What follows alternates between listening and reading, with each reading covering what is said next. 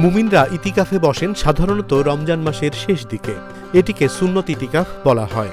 কিন্তু যশোরের আশরাফুল মাদ্রিস কম্পাউন্ডে অবস্থিত মসজিদে পয়লা রমজান থেকেই নফল ইতিকাফে বসার জন্য হাজির হতে থাকেন বিপুল সংখ্যক মুসল্লি।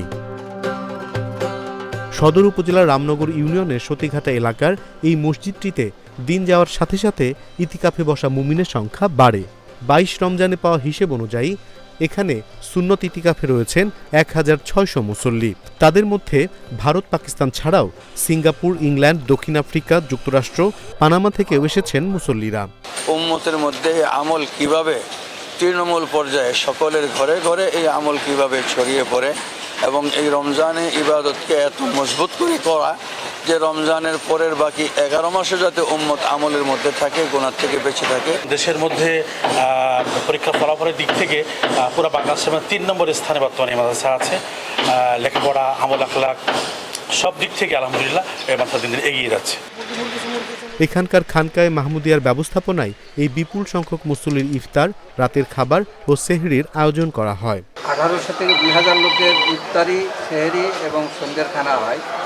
তো সেই জন্য ইফতারিটা আমরা 11:30 থেকে শুরু করে আসরের মধ্যে এটা কমপ্লিট করি। এরপরে এর পাশাপাশি আবার সন্ধ্যারাত্রে যেটা খাওয়া, মানে মাগরিবের পরপরই আমাদের খানার ব্যবস্থা থাকে। মানে মুসল্লিদের বা যারা মেহমান আসছে দূর দূরান্ত থেকে, বিদেশ থেকে, তাদের খানা মাগরিবের পরপরই দিয়ে দেওয়া হয় এবং ঈশার আগেই তারা খাওয়া সম্পূর্ণ করে। তারপরে তারাবি শুরু করে। এরপরেই আমাদের আবার সেহরিতে যে মেহমানদের খাওয়ানো হবে ওইটার কার্যক্রম শুরু হয়ে যায়, রান্না এবং গুছানো।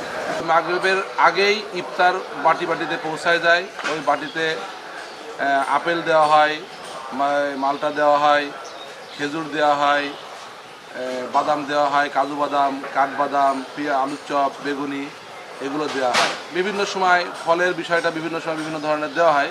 এখানে আলাদা একটা গ্রুপ আছে এবং শিক্ষক নিয়োজিত আছে, তার তত্ত্বাবধানে ছাত্ররা এই কাজটা আঞ্জাম দিয়ে থাকে। এছাড়া এরপরে যেই খাবার বন্টন, এখানেও শিক্ষক নিয়োগ আছে, তারা তাদের মাধ্যম দিয়ে খাবার বন্টন হয়। প্রতি তালাওয়ারি ছাত্র সংখ্যা হিসেব করে খাবার দেওয়া হয়। এখানে আমাদের মাদ্রাসার যারা বাবু সিস্টেম আছে এরাও এই খাবারের কাজে নিয়োজিত আছে। এছাড়া এখানে প্রত্যেক দিন আগত উলামা একরাম এবং মেহমানদের জন্য রুটির ব্যবস্থাপনা আছে, যেটা সন্ধ্যা রাত্রে এবং সেহরিতে দেওয়া হয়। সেটাও হলো নান রুটি, তুন্দুর রুটি এবং লাল আটা রুটি, এটাও দেওয়া হয়। এখানে টোটাল লোক সংখ্যা ১০০ থেকে ১১০ জন মতো লোক এখানে কাজ করে, যারা বিভিন্ন সেক্টরে আলাদা আলাদা শিক্ষকের তত্ত্বাবধানে এরা কাজ করে থাকে। ২০২৩ সালে প্রথম আশরাফুল মাদ্রিস মসজিদে বড় পরিসরে ইতিকাফ শুরু হয়, যা এখনো অব্যাহত রয়েছে। সুন্নাহ ইতিকাফ তো রমজানের শেষ দশকে হয়, কিন্তু আমাদের এখানে মাসব্যাপী ইতিকাফ হয় এবং এখানে বিশেষ করে আমাদের মুফতি মাহমুদ গাঙ্গুহি রহমতুল্লাহ আলাই, ওনার যিনি জানশীন আছেন উনি হচ্ছেন শেখ ইব্রাহিম আফ্রিকি, ওনাকে কেন্দ্র করে মূলত এই ইতিকাফটা হয় এবং সারা দুনিয়া থেকে এখানে ওনার যারা ভক্তবৃন্দ এবং মুতাআল্লিকিন আছেন ওনারা আসেন।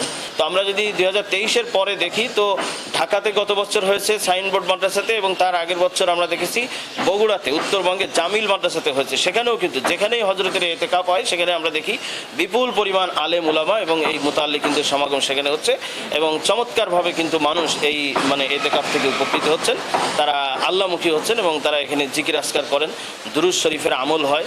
এখানে ওই খানকায়ে মাহমুদিয়ার মানে নির্ধারিত কিছু আমল এখানে ওনারা করে থাকেন। শাইখুল হাদিস মাহমুদুল হাসান গাঙ্গুহি রহমতুল্লাহি আলাহির সিলসিলার অনুসারীরাই মূলত এখানকার ইতিকাফে শামিল হন। দক্ষিণ আফ্রিকার নাগরিক শায়খ ইব্রাহিম আফ্রিকি এখন এই সিলসিলার প্রধান ব্যক্তিত্ব। এই বুজুর্গ যেখানে যান, দেশ বিদেশের উলামা অনুসারীরা সেখানে ছুটে যান তার সান্নিধ্য পেতে। এবার যশোরের আশরাফুল মাদ্রিস প্রাঙ্গণের মসজিদে এসেছেন শেখ ইব্রাহিম আফ্রিকি, ফলে দেশ বিদেশের অনুসারীরা এসে হাজির হয়েছেন এখানে।